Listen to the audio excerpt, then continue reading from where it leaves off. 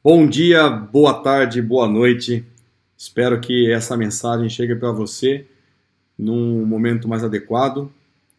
Meu nome é William Polis e estou aqui fazendo o contato da mensagem sobre a esperança para a Casa Bezerra de Menezes. Esse tema é um tema que mexe muito comigo. Eu pessoalmente gosto muito dele, acho que o momento é muito propício.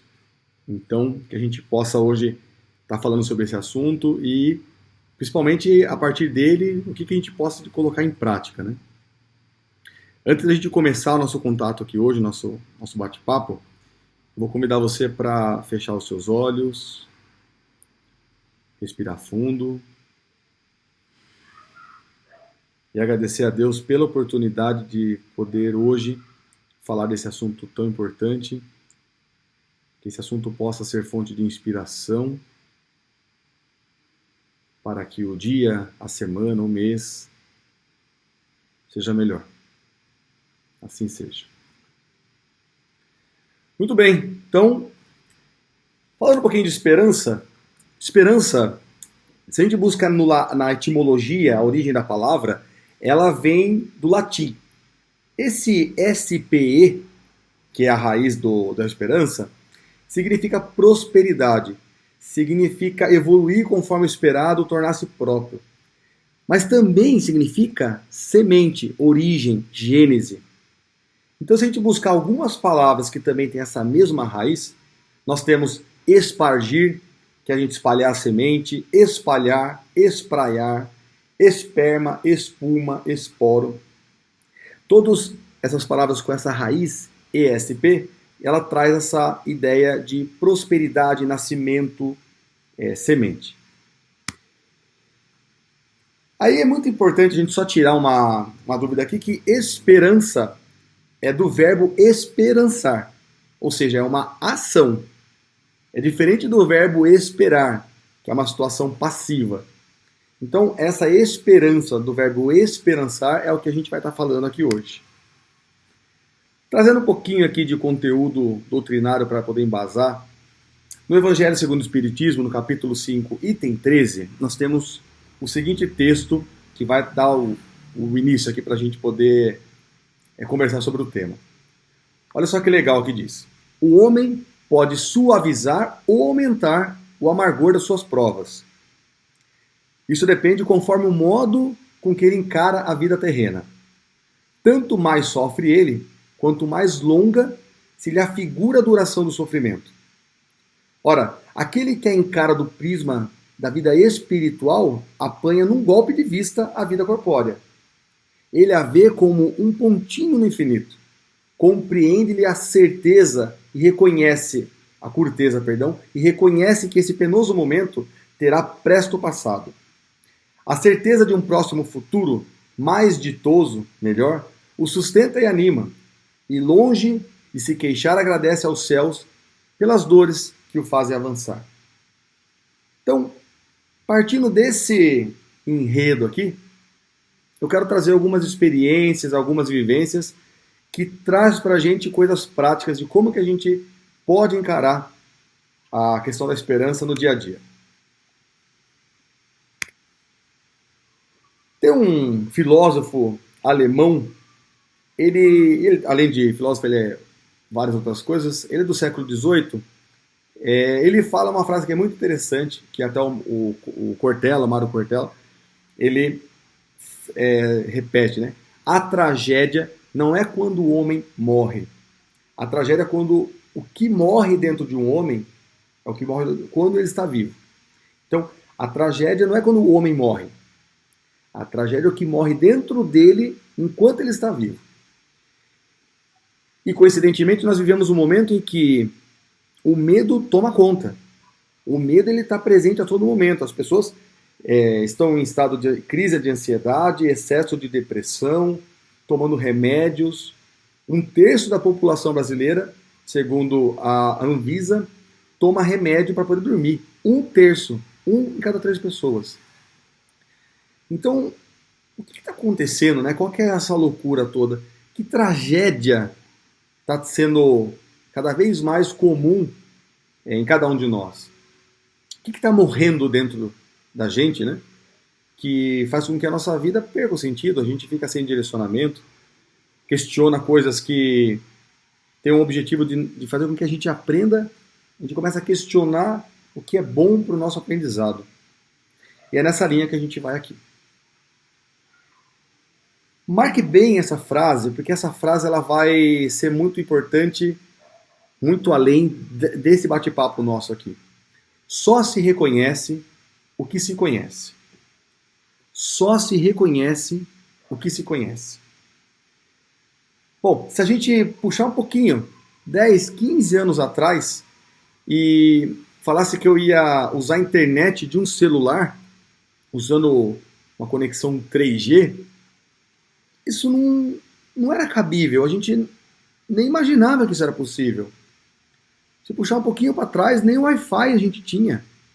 Todas as conexões eram por cabo, mas essa capacidade de fazer a comunicação através das vias aéreas, né, sempre foi possível. Só que a gente não tinha esse conhecimento, portanto, a gente não reconhecia. Quando você vai para o meio de uma mata com uma pessoa que é morador dali, especialmente aquelas que têm a facilidade de reconhecer a utilidade de cada uma daquelas plantas que tem naquela região, a gente percebe o quanto a gente não conhece nada daquilo. Eu tive a experiência de fazer uma visita para um local que era uma mata e o morador lá começou a falar: essa planta aqui a gente utiliza para poder curar problema com o gado, essa planta aqui a gente faz um chá, esse chá ajuda para resolver questões de malária, essa outra planta aqui a gente coloca lá para secar e faz o pó, e desse pó a gente usa para poder cicatrizar feridas. Sendo que aquelas plantas, elas estavam sempre presentes ali, eu passei por elas várias vezes e eu não tinha a menor noção de qual era a utilidade delas. E a partir do momento que eu fui apresentado a isso, ao passar por elas eu consigo hoje saber para que serve, portanto eu começo a reconhecer.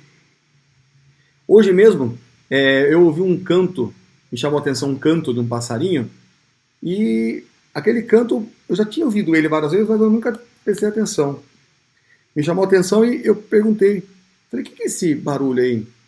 Aí o rapaz que mora lá no local falou, isso aqui é o canto do anu branco. Então, sem sombra de dúvidas, a partir de agora, se eu ouvir esse canto, eu vou passar a reconhecer, vou saber, inclusive, uma definição dele. Diz que os portugueses, quando eles avançaram o oceano e chegavam aqui nas águas da costa brasileira, as caravelas eram muitas. Quando elas estavam chegando na costa, o mar balançava muito, as ondas tiveram uma mudança de formato, e os índios chegaram até a costa e começaram a ver aquela agitação no mar, mas eles não conseguiam ver a caravela, eles não conseguiam entender aquela imagem, eles viam um mar agitado, uma coisa diferente que eles não sabiam definir o que era, e eles não conseguiam entender que aquilo era um barco, porque eles não conheciam o barco. Então, o que a gente vai falar hoje é quantas coisas presentes no nosso dia a dia a gente não tem a menor noção que atrapalha a nossa vida porque a gente não conhece. Porque é tão sutil, é tão rápido, é tão momentâneo que a gente não conhece. E por não conhecer, não reconhece. Vocês vão gostar dessa abordagem aqui. Eu sou líder de uma unidade chamada Vila Tafua. Essa unidade ela é uma unidade de uma comunidade terapêutica que faz o acolhimento de pessoas da Cracolândia. Então, existe um trabalho de acolhimento das pessoas de Cracolândia. Essas pessoas passam pela primeira unidade em Carapicuíba, da Filhos da Luz, e a cada 30 dias ela vai passando para outras unidades. Em cada unidade ela tem uma atividade fim diferente. Em uma ela faz montagem de caixa de papelão, em outra ela cuida de produção de cogumelo, numa outra ele trabalha na parte do campo, plantação. E hoje, todo sábado, nós temos nosso encontro da Escola da Paz, em que nós nos reunimos, pegamos um tema e fazemos algumas dinâmicas para despertamento da consciência. Então estávamos hoje lá em 6 pessoas, Então a gente começou a dinâmica era a dinâmica das listas. E a primeira lista era: faça uma lista de motivos que você tem para celebrar em relação a 2020. E é muito interessante, porque são pessoas que passam por bastante sofrimento, existem bastante rejeição, né? E elas têm motivos para celebrar. Grande parte delas fala sobre a capacidade de não estar utilizando a droga mais, de conseguir resgatar em si a autoconfiança. Então, muitos tópicos para serem celebrados em 2020. E aí a gente fala um pouquinho sobre como que essas conquistas em 2020. Né? A segunda lista foi a seguinte: cite alguns comportamentos negativos que eu tive em 2020 e não quero mais ter. E aí que começa o interessante. O primeiro, o Ranieri, ele estava comentando o seguinte: um comportamento negativo que ele tem é que ele não tem tolerância. Então ele estava contando um caso em que ele trabalhava numa departamento de saúde, na parte era um posto de saúde, e ele trabalhava na parte de manutenção. E ele trabalha com parte elétrica, ele faz solda. Quando ele faz uma emenda de um fio com o outro, ele coloca uma solda em volta. Enquanto que o outro rapaz que trabalhava ali com ele só faz a emenda do fio e não solda, só passa fita isolante e pronto. E ele acha assim isso um absurdo, porque isso é um trabalho muito mal feito.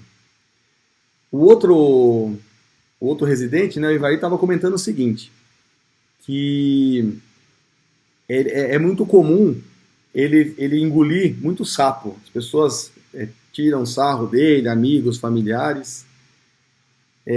Só que quando ele se sente muito mal, muito triste, ele foge do contato deles e para poder baixar essa ansiedade que ele tem, ele procura a bebida e a bebida, por consequência, leva ele para o uso da droga. Um terceiro, é muito interessante também, que o Marcos estava comentando que ele não consegue ver uma pessoa fazendo algo de um jeito que ele não concorda e ele fica ali acutucando a pessoa para a pessoa se sentir mal para aquilo. Então, eles estavam falando que eles estavam plantando uma árvore, né? E a forma de plantar a árvore, ele acha que a raiz tem que ser cortada, numa raiz da planta tem que ser cortada num determinado tamanho, e o pessoal não estava cortando. Então, ele fica tirando sarro, não sabe nem plantar uma árvore, nossa, que burro, né? Enfim. E foi interessante porque, claramente, esses comportamentos que eles colocam são comportamentos que eles não querem mais ter, são comportamentos negativos, mas são comportamentos que tiram eles da zona de estabilidade. E aí, nós começamos a buscar o processo de conhecer o que estava por trás desses comportamentos aí. Então a gente falou assim, ó, eleja um dos comportamentos que você citou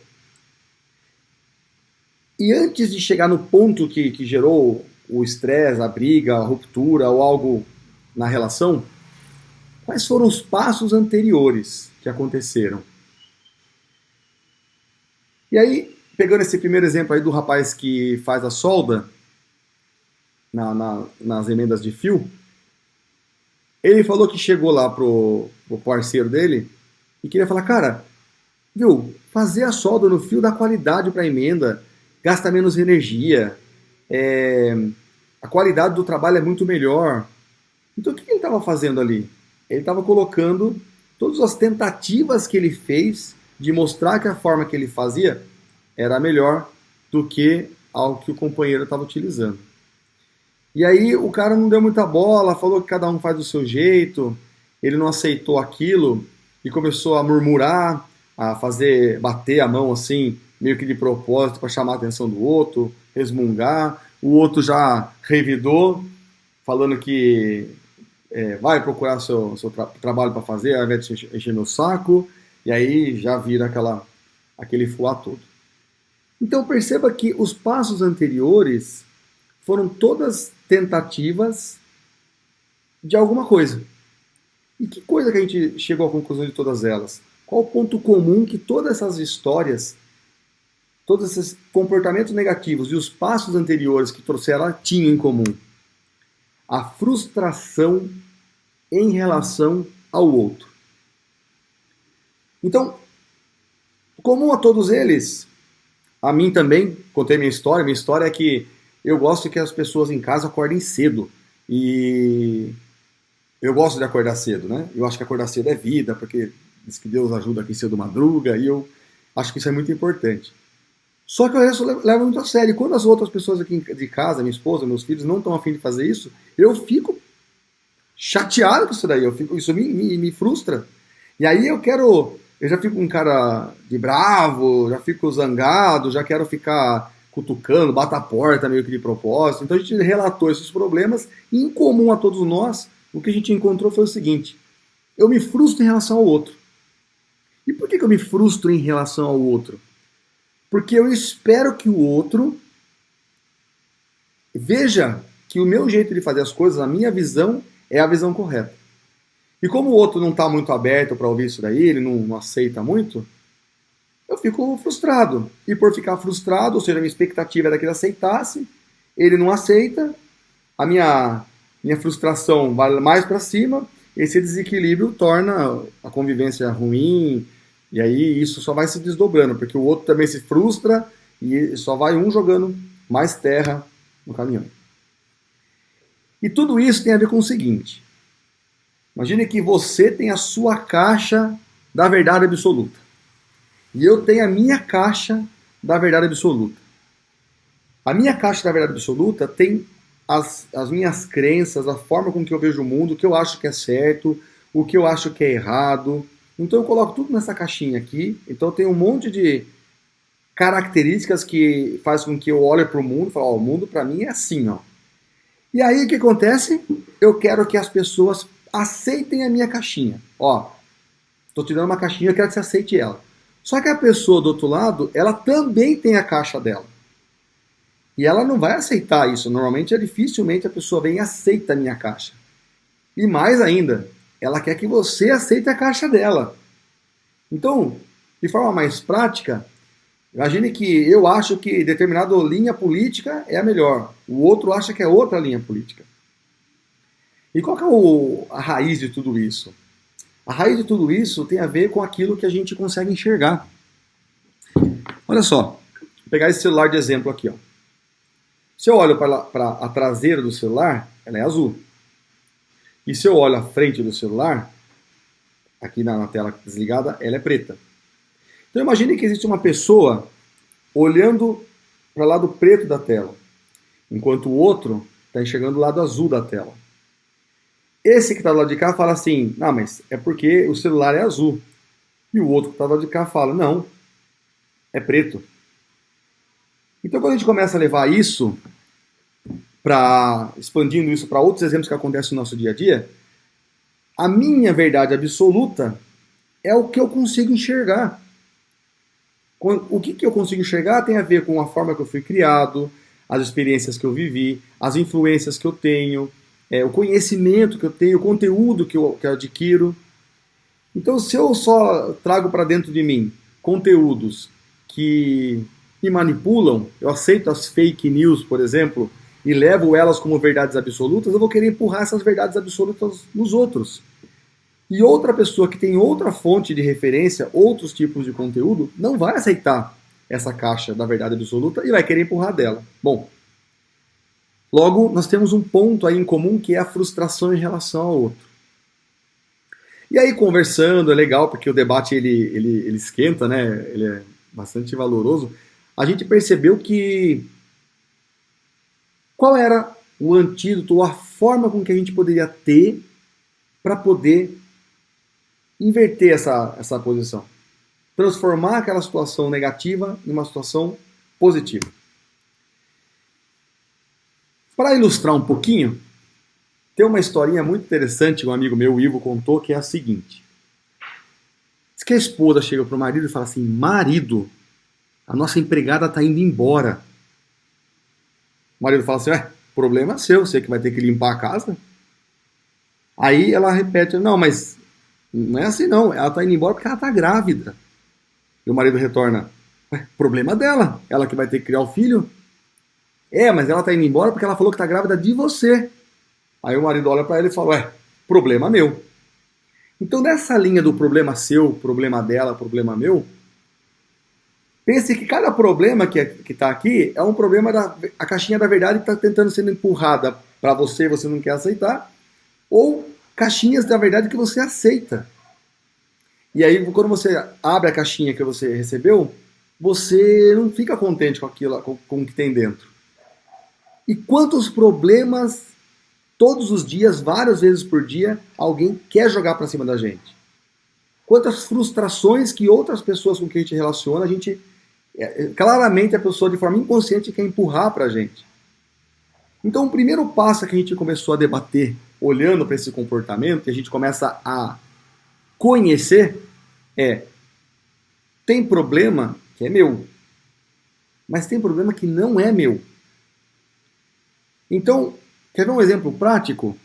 Imagine que você trabalha com alguém e a forma com que a pessoa trabalha, a competência dela não é aquilo que precisa para fazer um trabalho de qualidade. Imagine que a sua intenção é falar para ela que ela não tem uma qualidade adequada para o serviço que ela está prestando, para que ela melhore. Então você chega lá assim, ô Joaquim, tudo bem? Cara, Joaquim, deixa eu explicar uma coisa para você. Olha, eu sinto aqui que esse relatório, esse trabalho que você está entregando aqui, ele para ele ser adequado, ele teria que fazer desta forma aqui, ele teria que ter essas informações, ou ele teria que ficar limpo depois de pronto, se fosse uma reforma, ou ele teria que ter uma estimativa de preço melhor, enfim. Você descreve aquilo que você espera que o serviço tenha. Perceba que você não está acusando ele de ser incompetente, você não está falando para ele que ele tem que fazer de um jeito A ou B, você está explicando assim, isso aqui que precisa para que o trabalho seja bem feito. Se a pessoa é uma pessoa sábia, ela vai ouvir aquilo e vai falar assim, caramba, que legal da parte dele estar trazendo isso para mim. Mas vamos falar que a pessoa é melindrosa. Ela fala, ué, esse cara está questionando a minha competência de trabalho? Quem é você para questionar a competência do trabalho? Se a pessoa ficou melindrosa, o problema é dela. Não é problema seu. Porque a sua intenção era falar da situação, do comportamento, do que era esperado. Se ela não aceita, problema dela. E às vezes a gente não fica se sentindo mal. Ai, meu Deus, será que ela vai pensar de mim? Agora, perceba que a intenção tem que ser correta. Se dentro do seu coração, na verdade, o seu objetivo era cutucar, falar que a pessoa realmente é ruim, incompetente, sem nada para agregar, aí a intenção não é correta. Aí é um problema seu.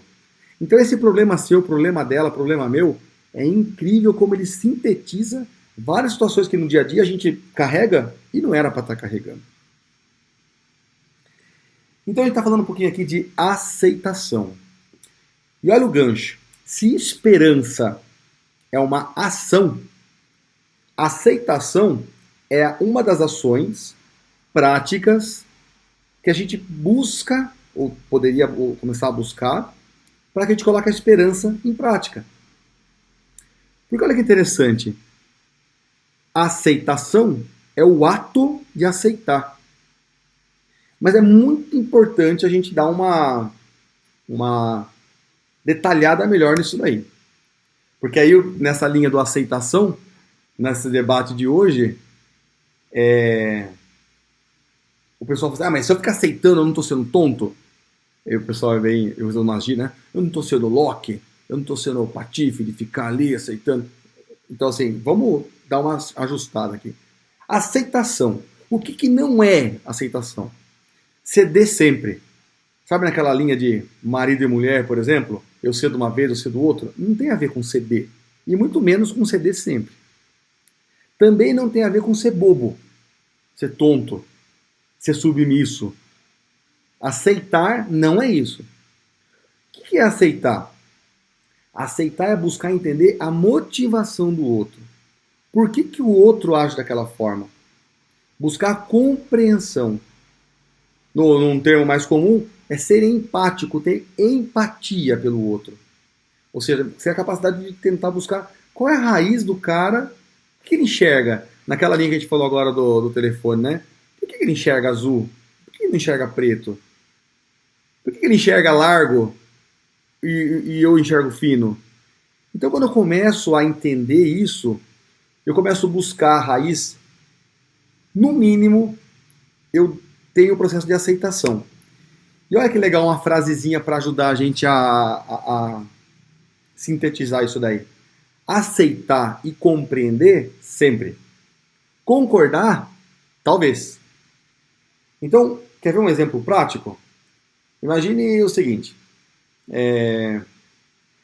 você tem o seu filho lá está numa idade de 16 anos, e ele fala que não consegue estudar, que estudar no online é muito ruim, né? Então, você aceitar essa explicação dele e compreender por que é ruim. Ah, porque não está perto dos amigos, porque cansa ficar sentado no mesmo lugar, porque a explicação da professora fica meio difícil, o áudio corta, nem sempre a internet está disponível, enfim, ele pode explicar e você entender, você compreender, você falou, meu, entendi. Você está sendo empático com ele. Empático é capaz de entender. Mas você não vai concordar com aquilo. E não vai concordar por um simples motivo. Vai ajudar ele a encontrar formas melhores para estudar. Formas melhores para poder complementar aquilo que ele não está compreendendo. Mas o estudo é base da formação de um bom ser humano. Então, percebe, você aceitou a explicação, você compreendeu por que ele falou aquilo. Mas concordar? Talvez. Outro exemplo, agora entrando num exemplo até um pouquinho mais sensível, né? Por exemplo, cotas. Sistema de cotas. Indígena, negros e qualquer outro tipo de cota. É bom ou ruim? É certo ou errado? Tá certo? Até que ponto? Então, se a gente entra naquele debate, eu versus eles, começa aquela brigueira, não chega a lugar nenhum. Agora, quando eu vou lá e busco entender, cara, mas pera um pouquinho. A gente começa a olhar alguns dados. A, a minoria de pessoas negras acessam, né, o nível de executivos, de lideranças. E em contrapartida, quando a gente olha a população prisional, é formada por mais de 50% de negros. Então, peraí, tem alguma coisa aí. As coisas realmente não são fáceis. Então, quando a gente começa a se colocar no lugar do outro, a gente começa a aceitar, começa a compreender, começa a respeitar. O concordar vai depender muito de como aquilo vai impactar no seu dia a dia, principalmente se você pensa em você primeiro ou no outro primeiro. Então, esse assunto é muito legal porque, como é ação, a mudança tem a ver com algo que eu vou fazer, não dependo mais do outro.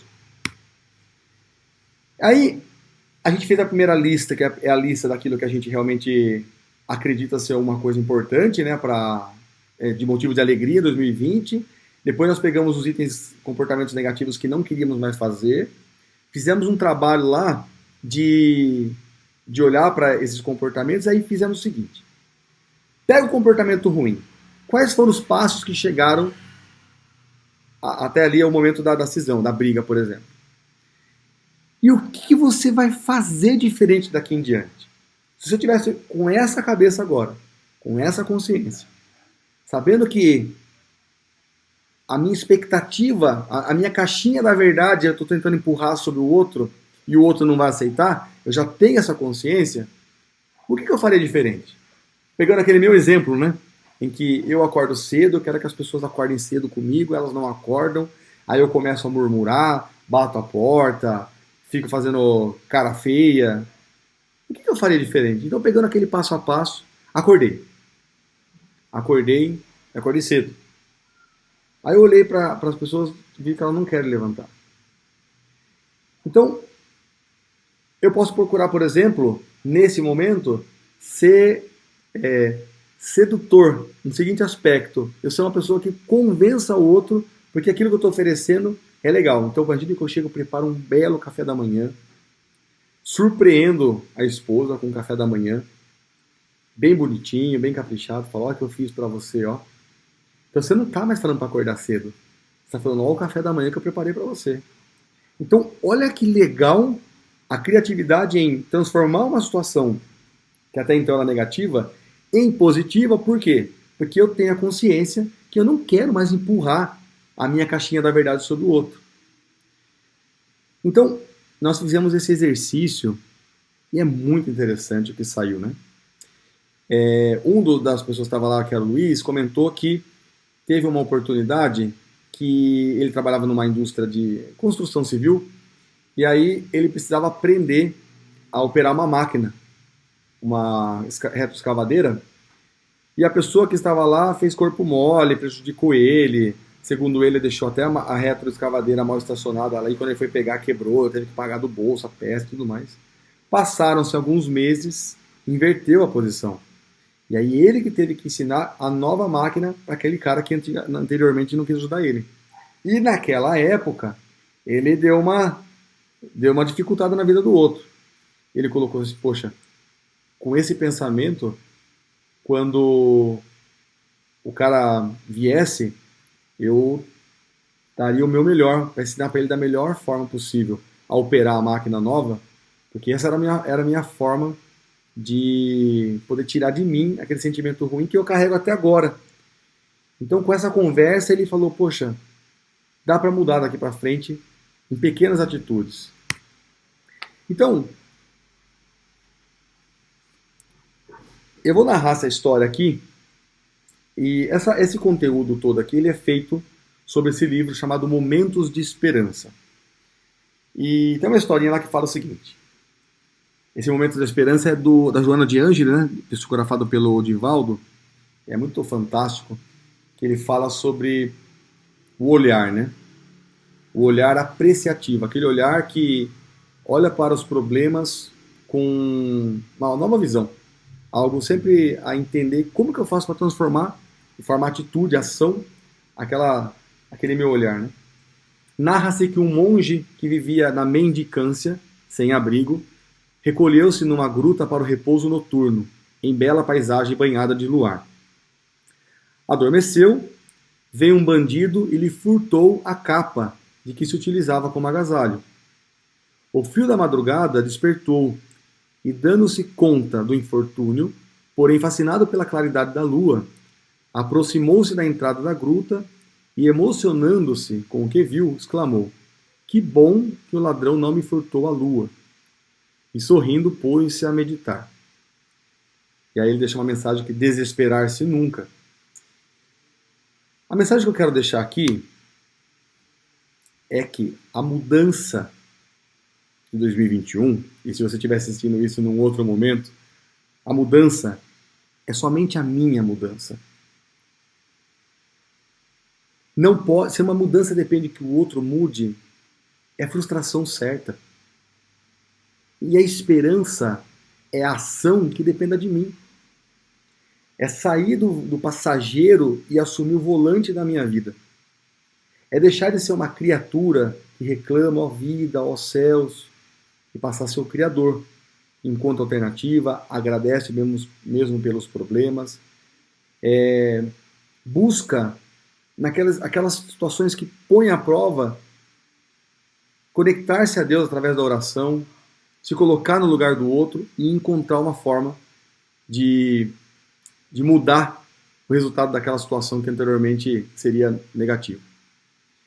Então a minha mensagem é que a esperança é a ação e que cada um de nós somos capazes de deixar de empurrar a minha caixinha da verdade para o outro, passar o problema é meu e o problema é seu, separar quais são os problemas, e no pequeno, reconhecer aquilo que me tira do sério, que faz com que eu fique para baixo, e transformar isso numa oportunidade de crescimento.